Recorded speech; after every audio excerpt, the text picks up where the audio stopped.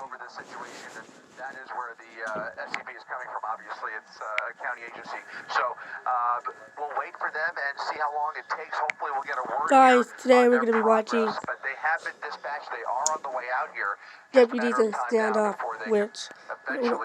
with armed suspect after tense shootout in firm. What their next steps are going to be. They have to arrive on scene and then strategize what their next steps are. But certainly, these officers can get a better glimpse now. The more time that goes by, whether he's still moving, whether they can actually communicate with him, whether there's a cell phone in the vehicle is something that they'll be asking the driver who's been apprehended. All of those things taking place, and certainly if they have to bring in a negotiator, if that's the case, if he is still alive and breathing, if they have to bring in a negotiator or maybe get a family member on the line, all of those things now being considered. But at this point, a lot of those questions remain unanswered. I can tell you that they've moved pretty quickly, and it does look like, from what I'm hearing, the SEB is now arriving. They're in the neighborhood. Not sure if they've actually pulled up just yet, but they are getting very close. And are you seeing any movement in that car from your vantage point, Chris? The last report was about 10 minutes ago, where his hand and arm still appeared to be moving. Yeah, the last report was about further movement, just that 10 minutes ago glimmer of movement that we can we see seen that which appears to be shots were fired, blowing around through the windshield there. So blowing around through the windshield. I'm gonna listen there. Report, as I mentioned, about 10 minutes ago, after this shooting took place, it looks like he was moving his arm. Should be a big relief to these officers to be able to stand down once that Bearcat or whatever gets there and checks out the situation. Yeah, it's got to be tense. I can't imagine. And a lot of these law enforcement, Chris, I'm trying to look at the vehicles, but they're from several different jurisdictions. If we're right, correct? I do see the sheriff's department there. I see. They look like they're. I know it started with Downey Police, and then Bell Garden Police got involved, and it's the LA County Sheriff's. But are all three of those? All three are here. County is, and you can see still that presence is actually still growing. A number of unmarked units now arriving here at the intersection, and I can tell you that the LA County Sheriff's Department is still actively trying to shut down all of the traffic in this surrounding area. They are keeping the public far back from the situation. Fortunately, I should reiterate, it looks like from all angles, as I look out the window from Air 7 HD up here, traffic is very, very light, especially for a Friday afternoon. Really, no major, no major groups of civilians in harm's way here. Well, that's good. And how fortunate is that? But these people they're just waiting to see if they're going to be able to keep moving. And on Friday afternoon, they could be there for hours if it's a standoff. Yeah. Fortunately, as we heard, it does sound like this will hopefully be wrapped up sooner rather than later. They have moved pretty quick. SEB is now in the neighborhood and should be entering the frame here any second. Looking at the window here, we're trying to find some new canine units that are actually entering the frame. There we go. Push in there. Yeah, it looks like that's another canine unit arriving, and SEB is not far behind them. Yeah, this will be interesting to just end this thing. Exactly. I think. It looks like that blue truck is just stuck there. Yeah, that blue truck is the one that was part of the. You'll see it right here when this sort of shootout happens. Well, we were looking at it earlier, but and we're again watching this video. Oh well, we just had it. Never mind. Exactly. We were something you said earlier, Ellen and Colleen. It wasn't more than I believe a week ago, and I quite frankly I forget which jurisdiction it was, where we did see a pursuit termination, and very similarly, and they just let the canine run right up to the driver's side door in that situation, and make its own analysis before the officers approach the vehicle. So certainly, with canine units now on the scene down there, we'll see if they are put into action here. I know, but you know what? As someone who comes from a we had a police dog. I would be very worried if that were my dog in the car, because those dogs are fearless, and so many of them end up losing their life for a bad guy who didn't have any fear whatsoever when they were shooting at law enforcement. So I hope I know they have to put a lot of thought into it, because that is a police officer as well. These canines, they're just so darn brave, and they do what they're told. Well, I wonder if pop up that freeze frame just moments ago because it was a really chilling one. You could see. Hey, Mom? Am I looking at both Can I have the people charger of outside this the window? tablet? Just one? But you can see on the passenger side the there's driver's side as well. Yeah, that could be the rear view mirror. It's hard to say because it's a little grainy, but that you definitely see the passenger side. Outside that Oh window. my goodness. No fear whatsoever. Just you see law enforcement. No. Well, let's see. And here comes some special units, and should be able to resolve this. Yeah, another tactical officer now stepping out of his vehicle, and again, still waiting for SEV to arrive. Again, we were told they were very close. Gotta believe they can't be more than a few more minutes away from actually getting an armored vehicle. Here we go. Looks like they are just about a quarter mile away here. Here comes that Bearcat. There's the armored vehicle right there. Now speeding down Bandini to the scene here, and hopefully they can, again, approach that vehicle as soon as possible and bring this to an end as quickly as possible. Yeah, he's certainly speeding down that road and getting there quickly. That's a good sign.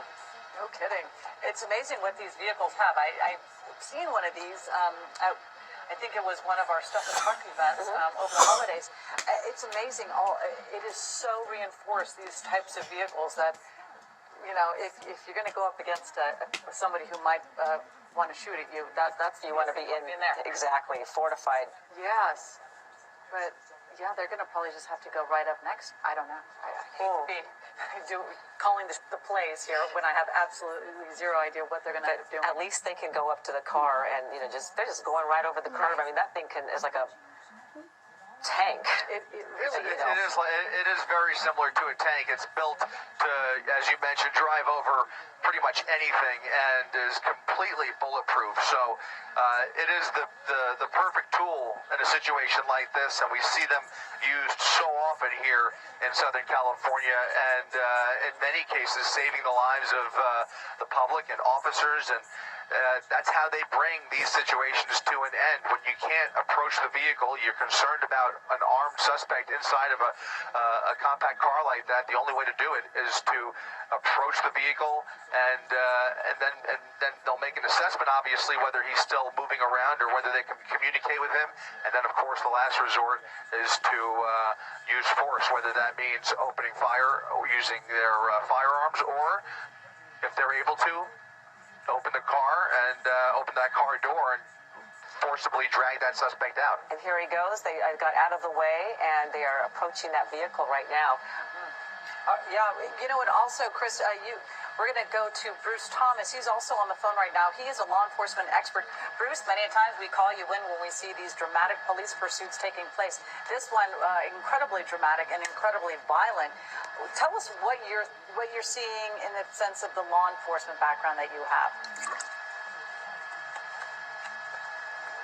The Sheriff's Department. The LA County Sheriff Special Enforcement Bureau is on scene with their armored vehicle, or Bearcat as it's called. They're going to approach the vehicle from the front, boxing the vehicle in, so if the occupant is still alive or disabled, he can't drive away, but it also allows cover for the officers who eventually have to approach this vehicle. How safe are these for the officers? Are they, bulletproof and completely 100% safe? Yeah, it's basically an armored vehicle with bulletproof glass, and it's very, very thick metal and will withstand multiple high rounds.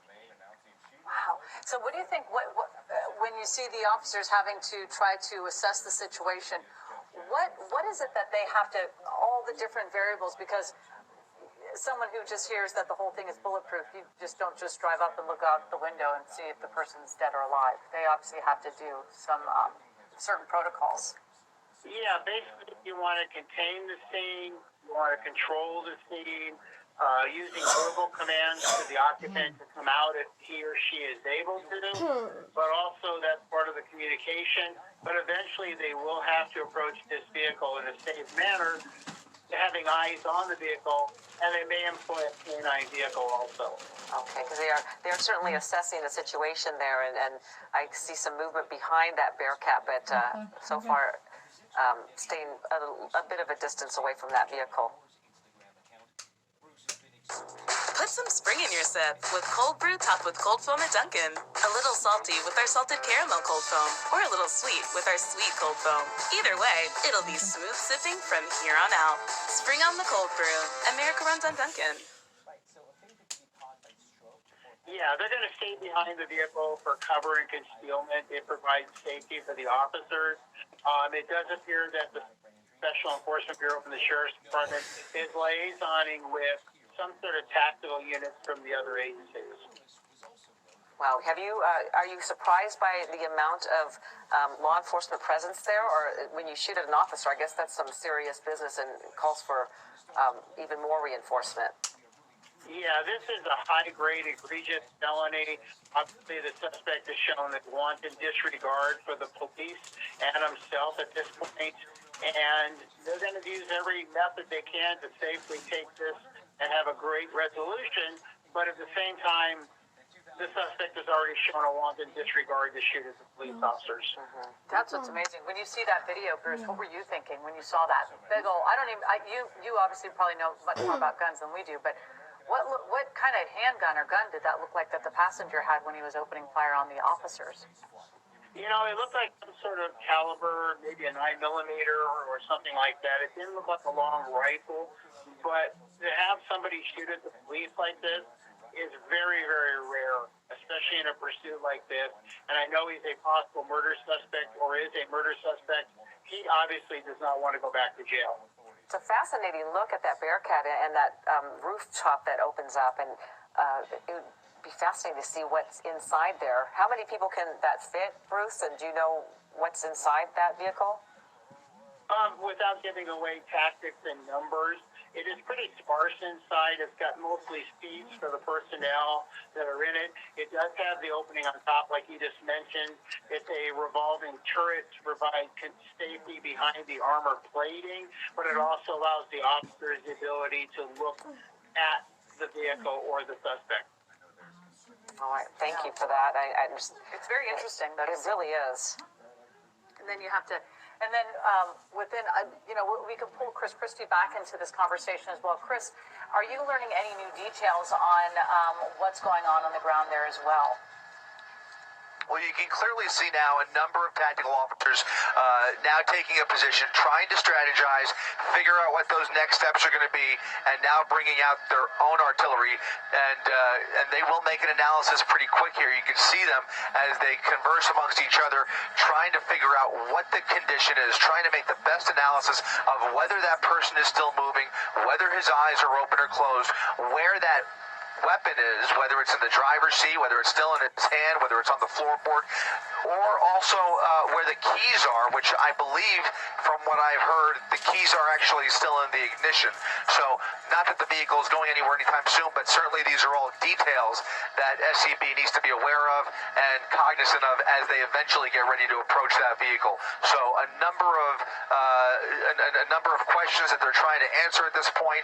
They will do this very, very methodically. At this point, time is on their side. It is technically a standoff situation, but without knowing the exact condition of that passenger, they have to take all precautions necessary. You can see they are getting ready and suiting up to approach that vehicle, so hopefully we'll see them do that in short order here. I can't imagine it'll be too much longer before they make their move.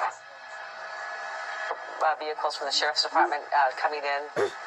Hopefully they will get this resolved quickly and let those people just go on their way on a Friday afternoon. And it'll be interesting to see if how the condition of that passenger.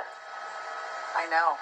I mean, this is certainly one of the more dramatic police pursuits we've seen in recent memory. I mean, with a suspect literally at one point hanging out of the window and pointing the gun as the car was still moving and shooting at officers who were in pursuit.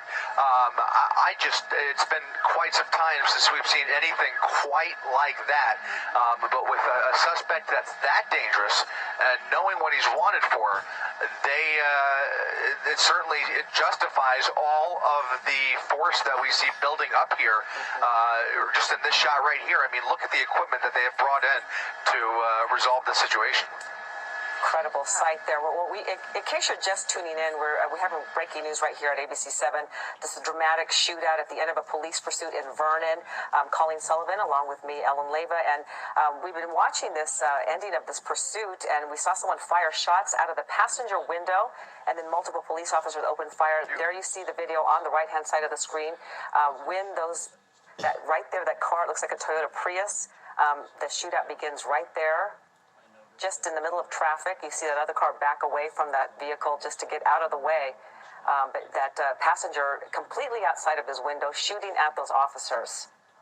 Yeah, and it was really what a sight to see, and that's why you see this huge volume of law enforcement that have descended around this car to see if we know that the woman, if you keep watching the video on the right side, the female, the driver of the car gives up pretty quickly, but we don't know the condition of the passenger who was opening fire on law enforcement. Probably, I mean, when you see the car, you see it is riddled with bullet holes. There's a very good chance that that person was obviously hit as well. We just don't know to the severity of his injuries. And that's what we're talking about. Obviously, Chris is talking to his photographer, but you see the woman, she gives herself up, and this happened, I guess, about almost a half hour ago or 35 minutes ago, this pursuit. She did quickly surrender and had to back away, and so now what's left is that passenger in the car, and they don't know his condition, if he's been shot, if he's incapacitated, or if it's a standoff situation. They just have to be sure the condition of that passenger, and that's why we've been having the standoff and waiting. And that's why you see all the law enforcement out there with their guns pointed at that car. And then they pulled in, the Special Enforcement Bureau came in onto the scene, and that's their, I guess it's called a bobcat, a bearcat.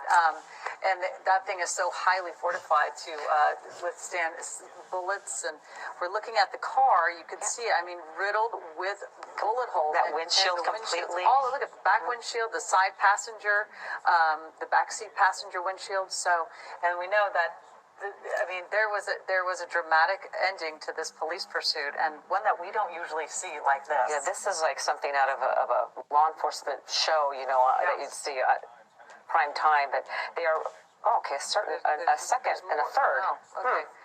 Major reinforcements. Chris. Hi, Echo. Yeah, we're seeing more reinforcements coming onto the scene.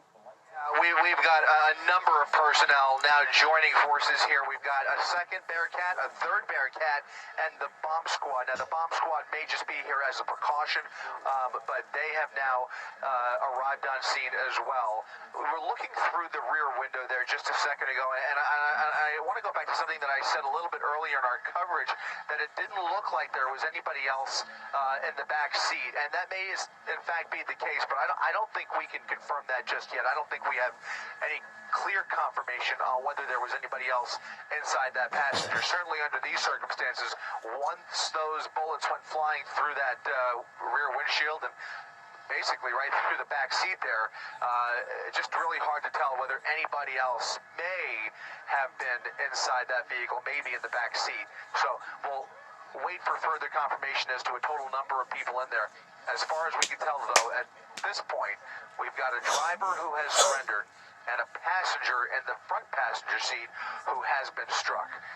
That is the passenger who at one point put his head out the window in the middle of the pursuit towards the end before this car came to a stop, and then pointed a very long revolver in the direction of law enforcement officers and opened fire. Looked almost like a Desert Eagle by my estimation, but a large revolver nonetheless. And just a dramatic scene here. And as you can tell, with now additional SEB units arriving on scene here, this may be a situation, as it was mentioned earlier, not only will they box him in and approach him hood to hood from, head to head through the front of the vehicle, but they may box him in from all angles just to be on the safe side. There's another bomb squad, so we've got 2 bomb squad units and a drone that is now about to be dispatched over to the vehicle. We don't see this very often. We know that Orange County has used this multiple times in recent memory. I have not seen LA County. I know they've had one for several months now, but they have a fleet of drones at their disposal. But now LA County Sheriff, for the first time time I think that can remember is now about to use a drone, I think, to maybe do an orbit around the car and peer into that passenger seat. For them, because it saves lives, it saves the canine units, and to be able to look into that window would be so helpful to these officers. Yeah, well, let's bring Bruce Thomas back in, the law enforcement expert. Bruce, we know you're retired law enforcement. Incredible to have this resource of a drone.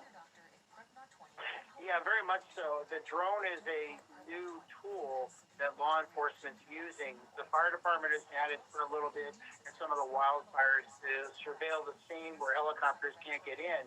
But in this case, the drone, they can actually fly it right up to looks like a Toyota Prius, look inside, have a real-time feed, real-time information to the officers back at the command post vehicle, the white, looks like some sort of caravan.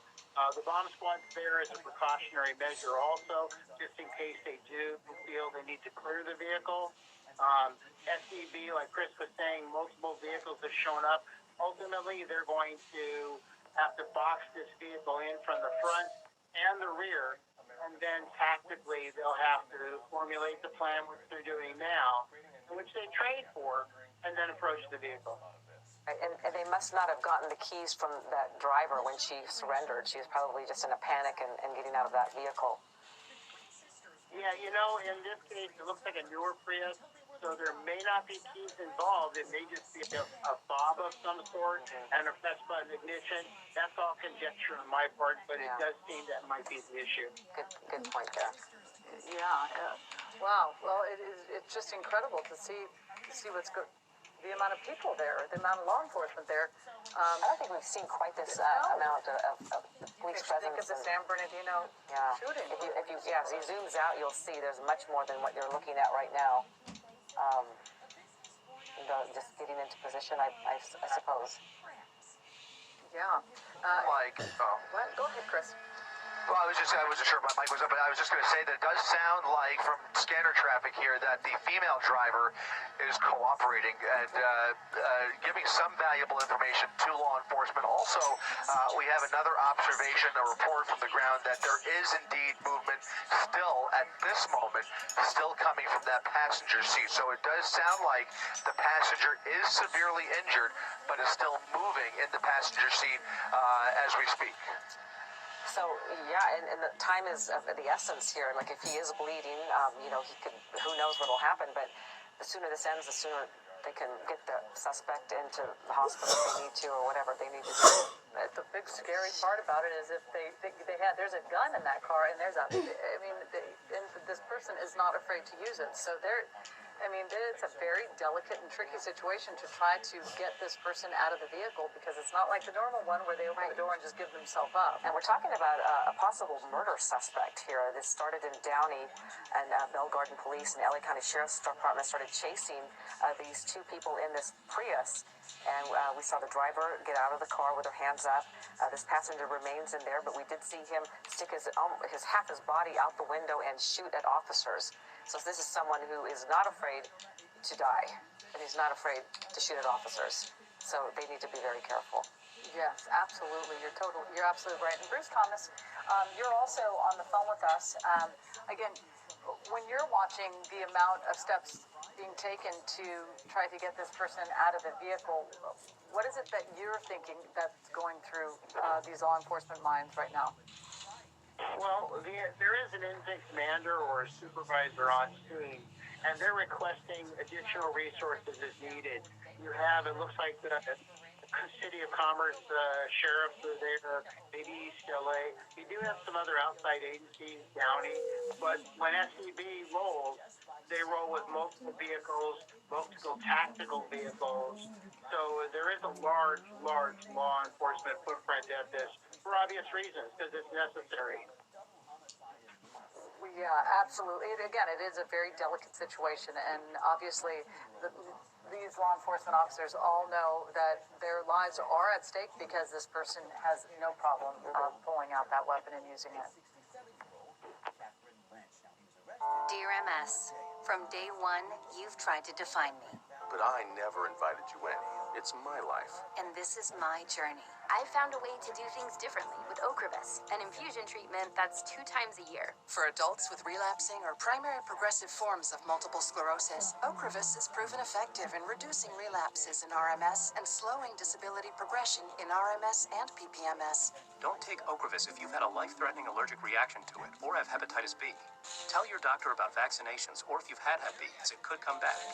A common side effect of Ocrevus is infusion reactions, and some may require hospitalization.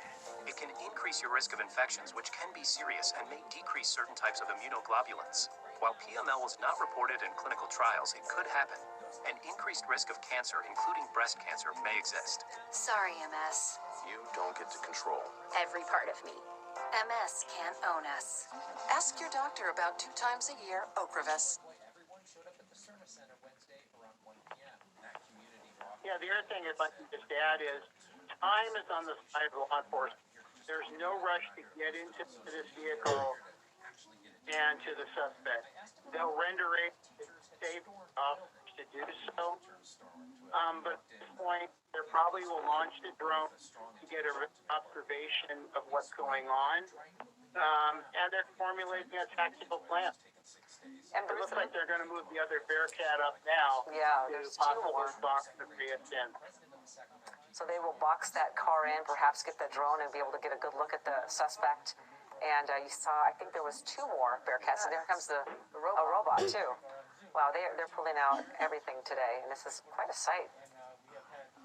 Yeah, it's nice to have these kind of assets and resources, and when you have them, you use them. They train for these type of scenarios, so this is just an exercise that is real life. We're seeing the drone flashing the lights, so they're about to use that as well. Hopefully they'll get their answer soon. And you also know it's interesting that, after any sort of, Bruce, you obviously can weigh in on this one, but after any sort of incident, especially something as dramatic as this, law enforcement take this as a study and then they sort of debrief on this and see what did they do right, what could have been done better. I mean, this really, they're doing it. They're very methodical with how they're going to get this person out of the vehicle. Yeah, you're 100% right. It's called a tactical hot wash or a tactical debriefing, where everybody weighs in and they critique themselves. And sometimes law enforcement, and having been a part of these briefings, we're a little harder on ourselves than we need to be, but we need to make sure we do it right. Yeah, exactly, because you never know when the next time will happen when they need to do exactly this thing. Right? You see those 2 Bearcats, though. They are, as we were talking about it, boxing this Prius in. Not sure if they're going to go behind it, but you're getting a good vantage point to see if that Right. suspect is in fact incapacitated so much that they cannot move.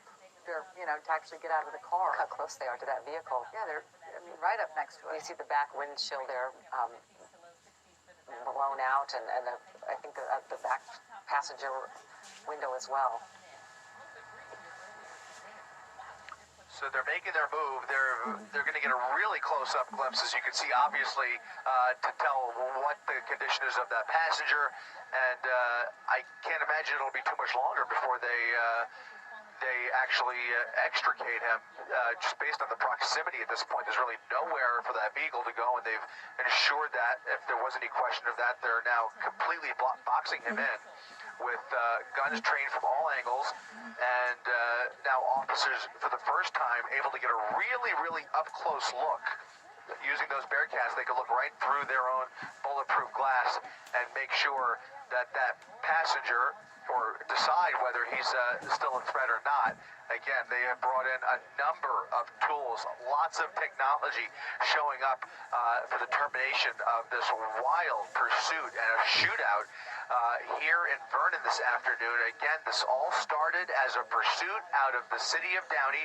Downey police pursuing that Prius with 2 murder suspects on board through the streets of Downey, ending here at Downey and Bandini. A female passenger surrendering shortly after shots were fired. but it does look like there is a passenger who has been severely injured by gunfire inside the car still, and now it's just a matter of time, and I can't imagine it'll be too much longer before they finally bring this to a conclusion. But what a dramatic scene when you look at this shot right there. Look at this picture. Look at the number of officers that have been brought in from a number of different jurisdictions, predominantly LA County Sheriff's Office at this point.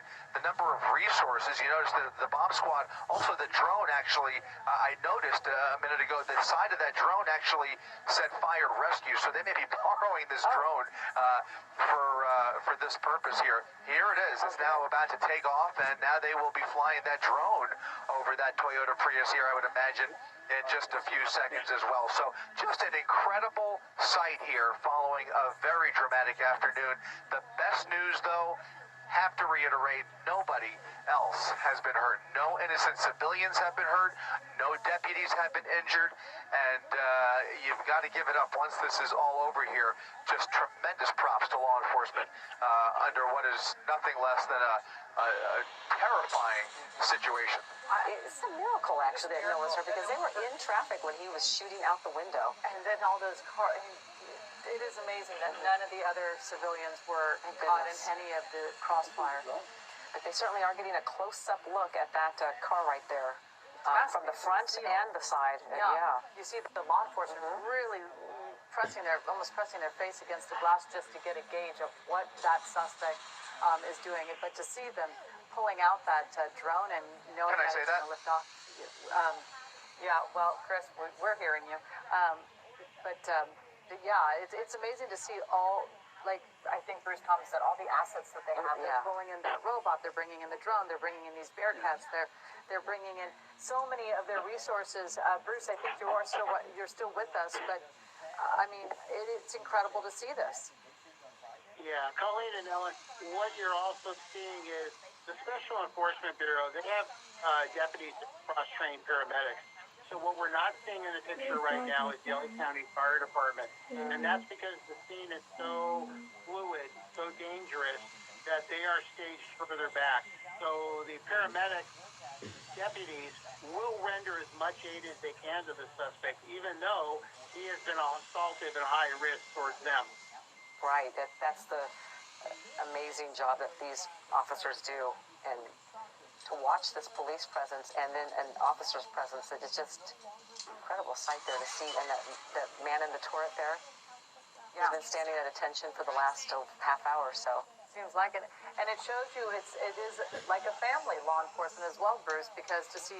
You hear about some people saying that, not all the jurisdictions work together, but when push comes to shove, they're all right there and trying to make sure that they've got their partners back, so to say. Yeah, the other thing, too, is the LA County Sheriff's Department Special Enforcement Bureau is the lead agency in training other tactical agencies, even such as the FBI, Secret Service. They've worked with them. So most of these other smaller agencies do have tactical teams, but they're versed in the training of the SEB deputies. Interesting. So all SEB are trained as paramedics as well, or just a few of them? A few of them are cross-trained. Okay. But they have that dual role. Just in case of situations like this where the fire department can't get in. Yes, ma'am. Okay. Yeah, and it can't be a huge department, the SEB or Special Enforcement Bureau. They are specialized, so it's amazing to see all of them there ready to respond. Or do you think some of them may have had their day off and they were called in to respond? It's a combination of both. There are various teams, and I'm not going to get into numbers for obvious reasons, but there are teams that are on standby, on call 24 hours. And if something like the North Hollywood bank shootout years ago were to take place, God forbid, they would call everybody in from home. They're basically on call 24 hours a day. Yeah. We'll have to know what's happening inside the car. Go ahead, Chris. I was just going to say, we're getting word now that There are a number of detectives and the officers involved in investigating a liquor store robbery just a few nights ago. Tuesday night, you'll remember that an owner of a liquor store in Downey was shot and killed on Paramount Boulevard. Now, there's no confirmation yet whether these are those suspects, but we're now being told that those detectives are now arriving on scene under that suspicion, the possibility that this may very well be related to that homicide, and whether the suspect in that car may indeed match the description of the suspect that was caught on surveillance video just a few nights ago. Again, that was Tuesday night, that robbery in Downey, and now it looks like there may be some consideration as to whether there is a relationship to that murder. So that's some new information that we're getting here coming from our assignment desk. Well, it was very interesting to see, because I know that was breaking news coming into the Eyewitness newsroom yesterday. I think that happened at the ASL liquor store.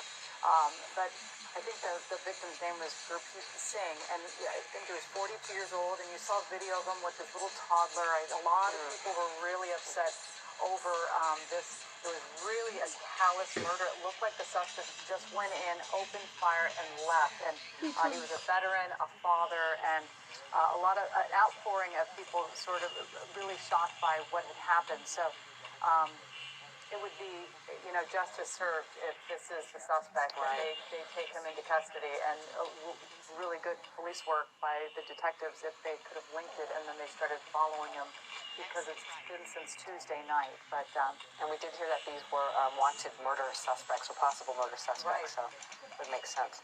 Yeah, it really was. It was sad to see. But again, we're trying to see if they're going to be able to extricate this person out of the vehicle. Here. It looks like there's still movement coming from the vehicle. They obviously have very good eyes on him at this point, and some indication that this is still a standoff and he is very much alive is the fact that crisis negotiators have now arrived on scene here. Additional crisis negotiators were dispatched just in the last 20 minutes and have now arrived on scene as well. So again, I think that lends credence to the possibility that he may very well still be alive and breathing. And this guy is going to be going away for a long, long time, so he's probably not in a big rush, if he is indeed, with a standoff situation that we're talking about here, is someone who's a murder suspect, someone who's shot at officers. And has a gun in that car. Yeah, exactly. A big gun in that car. And he's lost his driver, partner, and who knows what he's talking about. Exactly. No kidding. I think, was that Bruce saying something? Go ahead. And also, if their 7HD can pull out a little bit, you'll see the posture of the officers is a little more, I hate to use the word relaxed, but not as fluid, dangerous situation, because they seem to be in a more waiting game right now. Okay, well that'll be... Did you say waiting game, Bruce? Right. Yes, at this point, SCP has control of it. It looks like they may deploy sort of telephone, proceed to hear the crisis negotiating deputies to see if the suspect can talk to them. Yeah. It's so hard to make out. Yeah, it really is. Being inside that vehicle. At one point, you could see that suspect. Did you remember seeing? You could see the suspect's face, like it was just looked like they were sleeping almost, turned to the side and looking out their window. It's really hard to see inside there. I hope there's nobody in that back seat, though. Yeah, it wouldn't be a very good situation. Chris? You get a medium fries and a medium soft drink for free when you buy a McDonald's crispy chicken sandwich in the app, and it'll even arrive encased in a buttered bun and wrapped in silver. Like a crispy, juicy, tender present.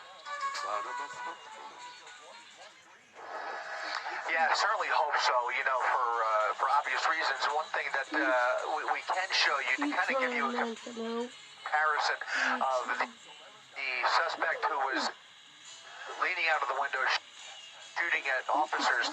We now have some video and some freeze frames from the surveillance video of that homicide in Downey just a few nights ago that we could pop up there, and you can kind of see the similarities between those two, and obviously the size and description of the weapon used looks very similar just from a cursory glance at both of these shots here. So obviously law enforcement looking at that same evidence and trying to figure out, again, what the connection is and whether the evidence is stacking up or pointing into the direction of possibility that this, again, may be the same suspect involved in that liquor store robbery. So I think it's very interesting when we look at it now that we've pulled around the driver's side of that Prius.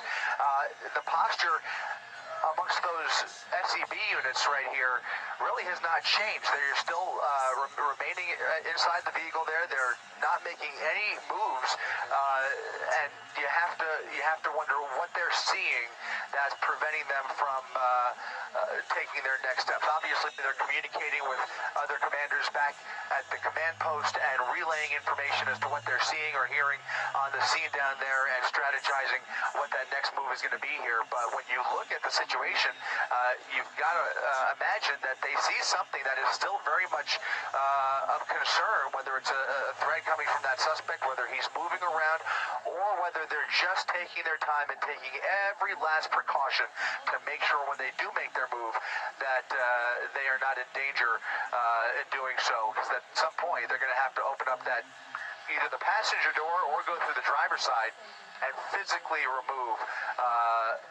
either a live suspect or a dead suspect. One way or the other is going to have to come out of that vehicle. Exactly, and it's interesting to see that video from Tuesday night, and we have a freeze frame of this particular suspect in the car with his head out the window and shooting at officers, and you can sort of see. And then the gun. The gun looks like similar, very similar to the gun when you see. What was okay. that? What was that? Let's get Bruce back in here. Bruce, what are they doing? It looks like they're deploying some sort of diversionary device to see if they can get the suspect to react in some way, maybe some sort of concussion grenade.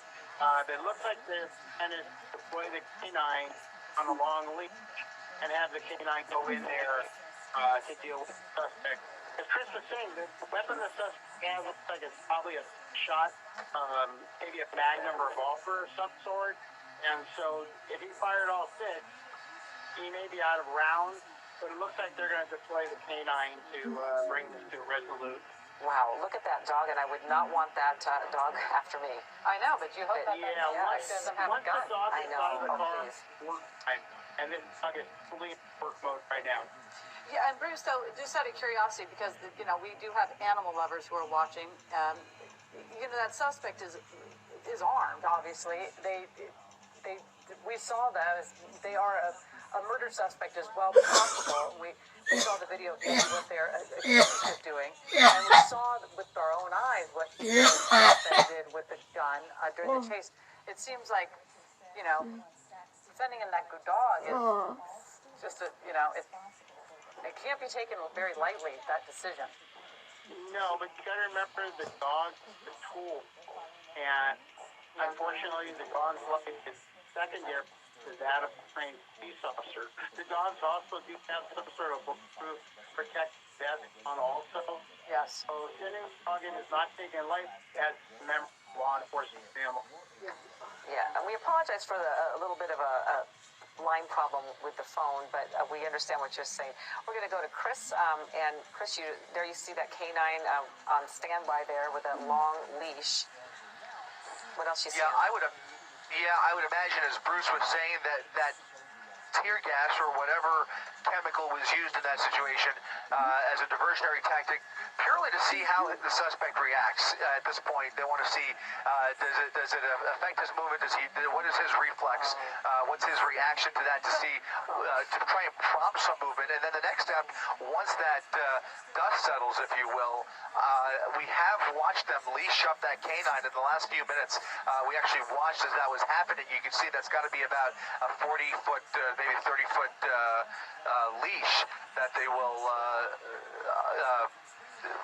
once they're comfortable, they will let the the dog approach the vehicle, and that'll be the next step. And at some point, the determination will be made that the suspect is either he's alive or he's dead. That's the next step, I think. Yeah, because if you don't flinch when that dog comes at you, then you're incapacitated because... Right, exactly. That's... I think that's pretty obvious. Sometimes they use the tear gas and they'll deploy that, and then they'll immediately rush in and take out a suspect, whether it's in a structure or even in a car. But in this case, they deployed it, and now the situation once again is static. So now that was step one. We'll see what Plan B is. I would imagine here in the next couple of minutes. All right, it'll be very interesting to see what happens when that dog approaches the vehicle, and then perhaps they can ascertain if he's going to be a suspect that they can just drag out of that car, or if they're going to have to continue the standoff situation. Yes, absolutely, and you can see that canine very anxious. We saw it once that tear gas or canister went off. The dog became very animated and very anxious to do what he's trained to do. You know, as Bruce mentioned, these are not pets by any means. And as you know, Colleen, the capabilities of that dog right there is really something. When you look at the training those dogs go through and the things that they are able to train them to do are nothing less than impressive. Yes, you're absolutely right, Chris. But just as someone who grew up with one as their dog, they're a member of our family as well. But they really are incredibly. They're so well trained, and they really want to do. They're workers. They live to work, and you can clearly see it by. I believe this is probably a Belgian Malinois, but they are absolutely trained to work, and that is what they want to do. I need 2 bacon on bacon quarter-pound double cheeseburgers. Coming right up. Can someone grab more bacon? We're gonna need more of that tangy smoke sauce. Order up. Sonic bacon on bacon quarter-pound double cheeseburger.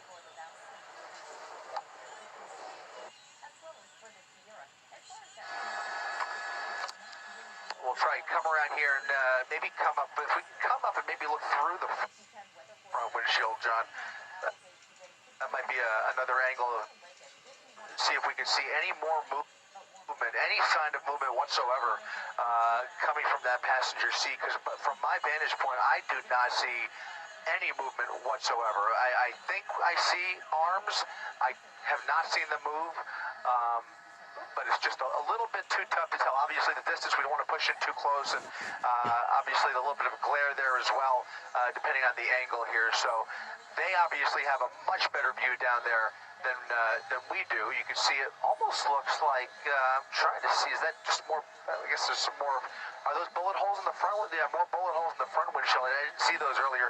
Yeah, but it looks like some of those shots went right through the rear windshield and ended up exiting through the front windshield. Those would be exit holes in that front windshield. So just more evidence of what a dramatic and violent scene transpired here. Maybe about an hour ago. It's been an incredible view there. We have breaking news in Vernon. I'm Ellen Leyva, along with David Ono. We've been watching this for about an hour or so.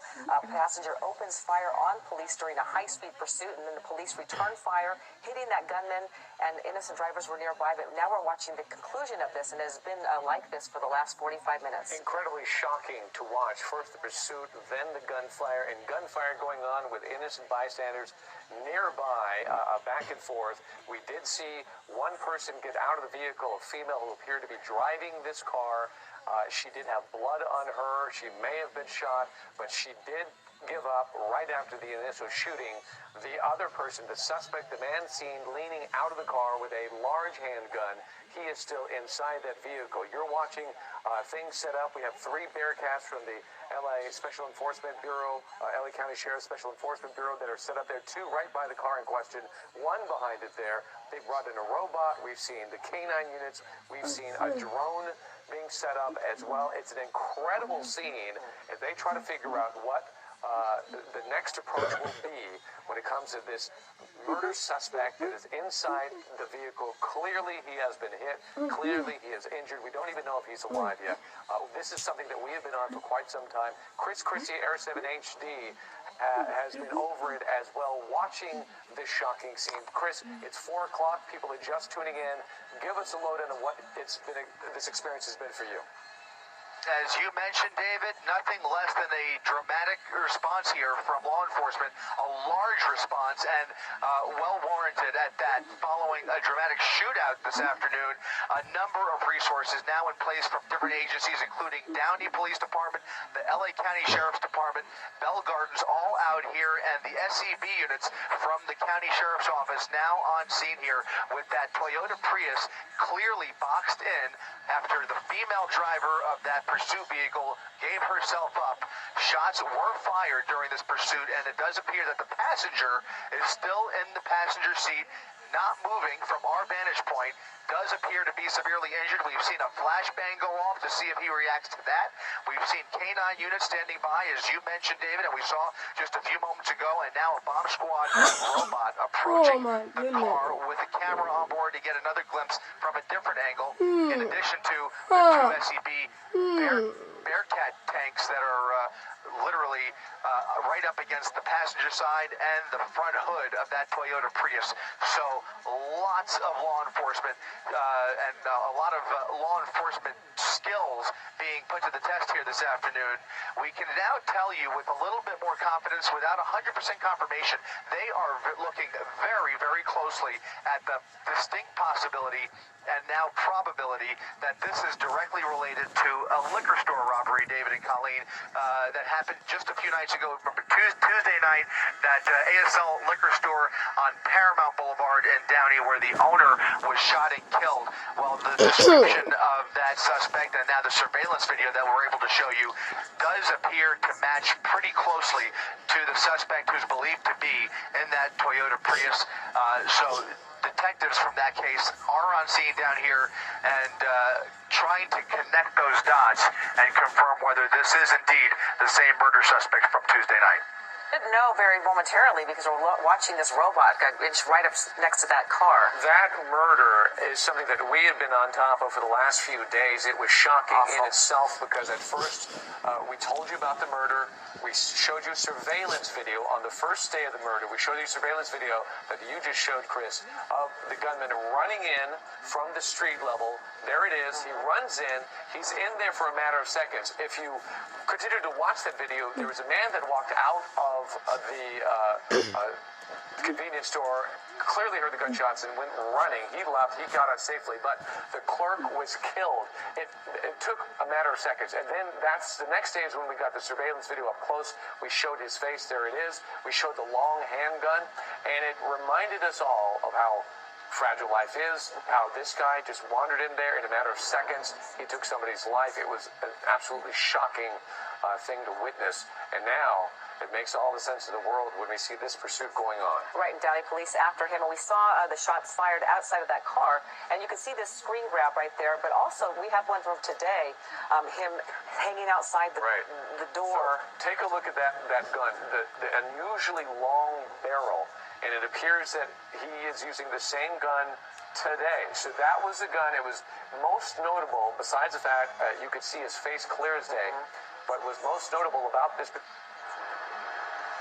particular murder was the size of his gun, and then we saw him leaning out the window with a huge handgun, and it's unlikelihood it's the same one. And hopefully we'll be able to show you that screenshot from a little earlier today, because he did just hang out the window, shots fired at the officers, and disregard for everybody around there. There were people just driving right next to him. We're going to have that soon. A lot more to talk about. Well, let's go to Miriam Hernandez, who is on the ground near where this is all going on. Miriam?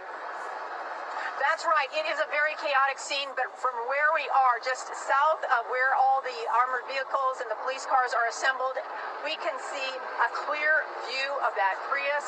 We can see that front door open, and my cameraman, Chester Finney, says he can see the robot. So it is a bit of distance away, but we are able to monitor what's going on and what is not going on there. I have not seen any motion inside, but as you have reported from the air, there have been reports that the gunman, has been moving. A number of cars have been surrounding this area, and we've seen emergency vehicles come and go. For a time, it looked like a number of officers were sort of on the retreat, backing off from the scene. We don't know yet what their next step will be. We were here when that very loud percussion grenade, that flashbang went off to distract the gunman, to possibly divert the gunman's attention while some other maneuver went underway.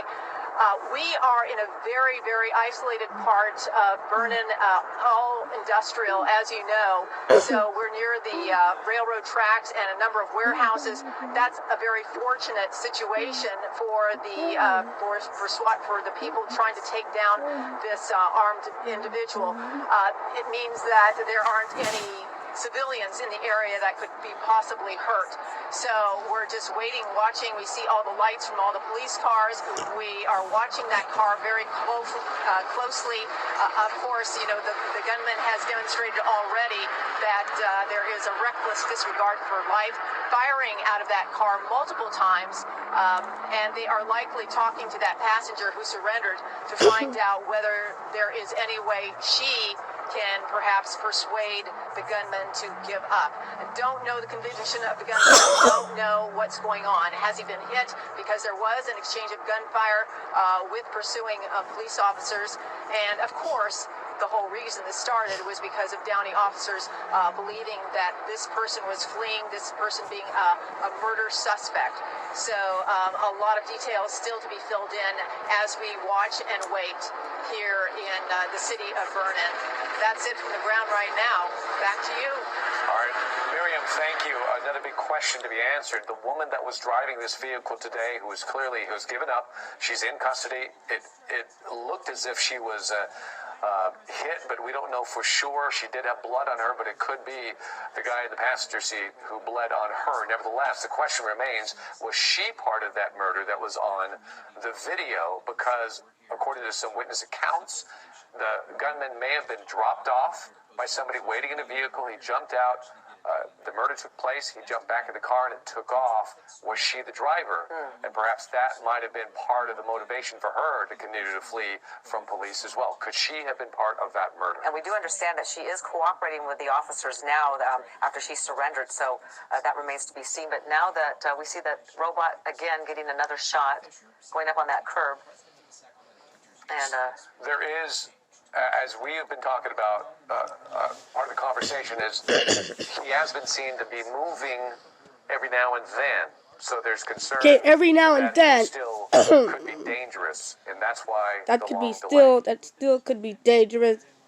Dear MS, from day one, I don't have time for commercial break. But I never invited you. Trying to get rid of.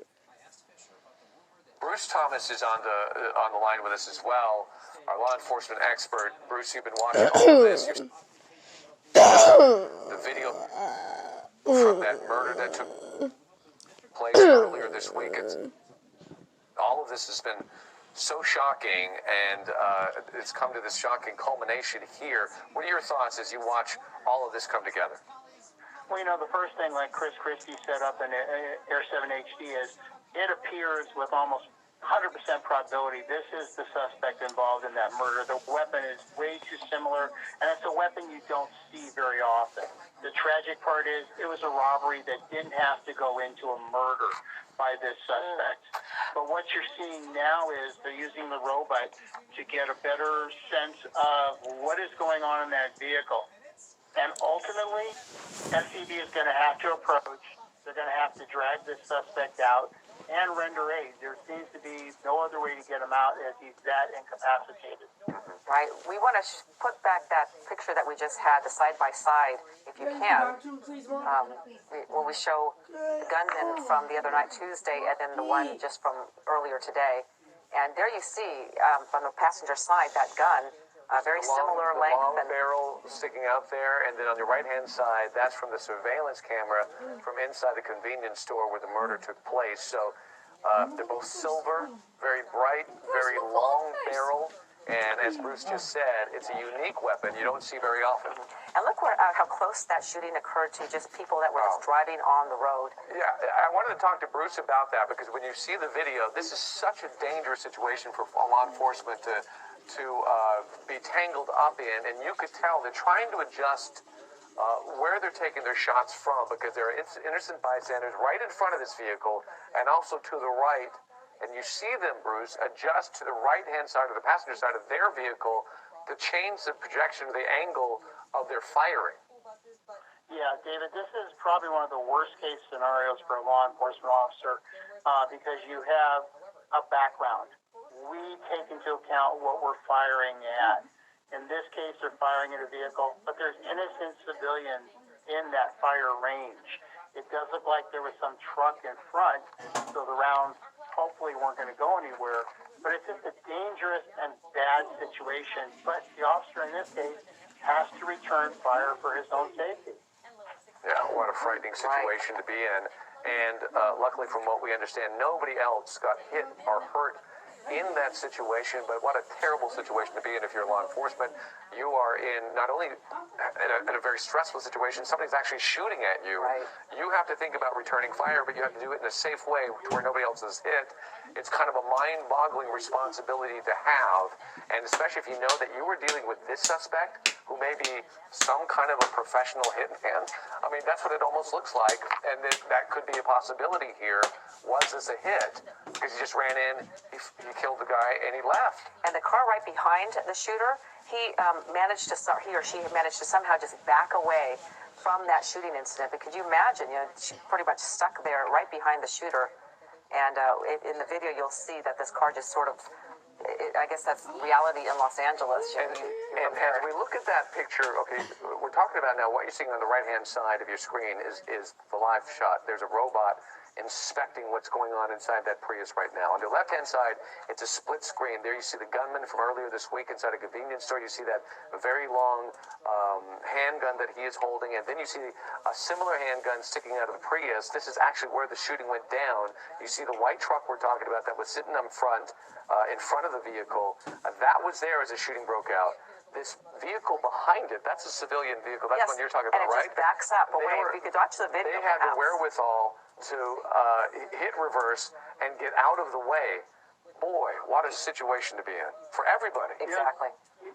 I was going to interject. The officer that was involved in that shooting, you could just see how his tactics were a mirror of his training.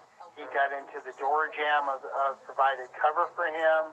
And once he had fired enough rounds in that vehicle to sustain some sort of safety element for himself, he went back to the rear of the vehicle for additional cover. Right. It just shows you how well versed and trained we are as law enforcement officers. He was calm and cool. We'll see the video again eventually, but it was interesting to watch him because he did return fire, stood exactly where he was supposed to. He then he went to the back of the vehicle. He reloaded, and he tactically took different approaches with his partner. And here we go. Here we go. You'll see this car right behind the shooter. Okay, that's a civilian car to the left. Here is the officer. He comes out of his car. There he is in the door jam. And he starts firing into the vehicle. Luckily, the civilian car backs out of the way. Now he's going to go to the back of his car. Right? Oh, he goes to the passenger side. Excuse me. He takes a different approach, a different angle. He's reloading right now as we speak. He has a motor officer there move in, help him. He goes back to his vehicle. He's going back and forth, looking for a better angle. What a stressful situation. Luckily, there are reinforcements there to help him out. But he was there by himself for a matter of a few seconds that could be deadly. And there you see the back window windshield that is right about now, I believe. They've been shooting inside of it, then it's going to shatter. Eventually, there you see her hands are now sticking out of the vehicle. That is the driver with the female. She's giving up. She's got her hands out of the vehicle, and she eventually will get out of the vehicle. She, it appears, was injured, but not incapacitated. So she wants out. And we don't know. That's where this thing has come to a halt. We never saw anything more from him. He was sitting in the passenger side window, and there you see that shot. He's holding the handgun out of the window. What a situation to be in. Bystanders all over the place, but nobody got hurt. And there we still see the robot is looking into that car, getting more information, and then the Bearcats in the same position. That car's not going anywhere. I don't know if we're seeing any movement still, but they have to be cautious, and hopefully that robot will be able to give them a clear picture of his face and figure out who it is. The robot has been there for quite some time. Perhaps he's just watching him and staying. Maybe they're going to keep it there so they can remotely watch him and see if he does have any movement at all while they try to figure out what to do. But they're handling this cautiously. We're kind of at a mode right now where some decisions have to be made on how to advance the situation. Doesn't look like he's moving. Now, we have this shot for you. We're not going to push in any further. We could, of course, but we don't want you to see something you shouldn't. We're watching from our monitors here inside the studio as well. We can see a closer shot of it. You can see his arm. We can see his head turned to the right. He clearly is not moving, at least right now. But there is concern, though, that he could still be a threat. And we saw a drone being used. We're not sure if they're actually going to take it to the car. Maybe they have a clear enough picture with that robot camera. But they brought everything out, including the drone. We saw 3 Bearcats. Look at all that. Look at all those officers. Bruce, you're still with us. You have something to add? Yeah, I was going to say, if you look to the rear of the third Bearcat, the one not involved in the boxing in, you'll see deputies with white gloves. They possibly are paramedic cross-trained, but also they have a ballistic shield. So when they do make the approach, that ballistic shield will provide cover for the officers, because they are going to have to approach this vehicle at some point. Right, and we have seen that in the past where their job is not just to take the suspects down or take the threat down, but they have to render aid as soon as they possibly can. And we've seen that over and over again. So they have 2 different modes that they have to take care of. So, and the folks that are going to be rendering the aid, Bruce, are they members of the SWAT team or are they paramedics that go in with the SWAT team? They may be SEB cross-trained paramedic deputies, or they may be tactical paramedic trained deputies from the Commerce Station also. It's probably a combination of both. They may have not been on duty, but were called in after the fact. Okay. And we know officers and paramedics are cross-trained these days because of the actors shooting, the rash of active shooters in the United States ever since Columbine on. When they changed the tactics in the old days, the paramedics sat back until the place was deemed clear. But you can't do that anymore. So they are all trained to render aid immediately and go in even though there's a threat still underway. There you see the Vernon Fire Department and the paramedics. They are way outside the scene, but they're positioned in place, staged, and ready to go when called for. So there you see it's a little bit of stretch, but they can get there in a matter of seconds when need be. And fortunately, this is an industrial area, so minimal collateral damage could have been possible, but it's thankfully that there was no traffic around there, except for those few civilians that were parked right next to the shooting, and you really feel for them. But that was really smart thinking of that car to just back up away from the shooting. No, it's incredible to see cool that. And collected, and you never know how you're going to react in those situations, but kudos to that person and all the other civilians that were involved in that situation to not to panic and just to do the best they can to handle that situation. And our Chris Christie has been overheaded this since 3 o'clock or before 3 o'clock.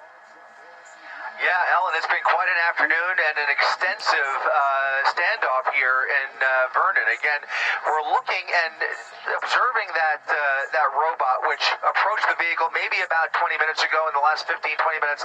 And as it approached the vehicle, we really still did not see any more movement coming from that passenger seat, other than some very subtle movement. And I wonder if this is what they're seeing down there as well. Some very subtle movement by the suspect's right hand, and that could be an optical illusion from our vantage point. Certainly they have better eyes on it than we do. That robot certainly capable of delivering a cell phone, but there was no indication that a cell phone was dropped off or whether he reached nothing like that at all. So at this point, the camera on board that robot is observing the passenger seat, as are the officers in those 2 Bearcat units. At one point, just about 3 or 4 minutes ago, one of the drivers of the Bearcat on the top of your screen there, the one on the right, actually left the driver's seat, went back to the went to the back of the vehicle to retrieve something, and is now back in the front seat. So I'd be curious what Bruce thinks may be going on at this point. We've now seen a flashbang go off. We've seen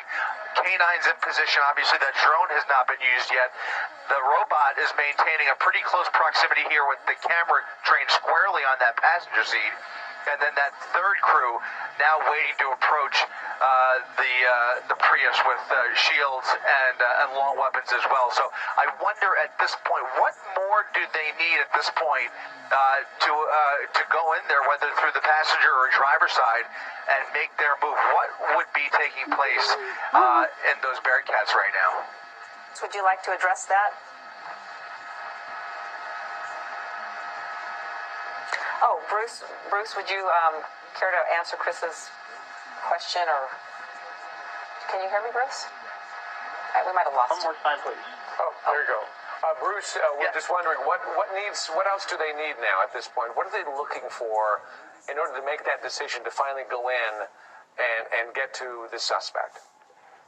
Well, what they're looking for is to see if the suspect is incapacitated to the point where he cannot reach the weapon that he had.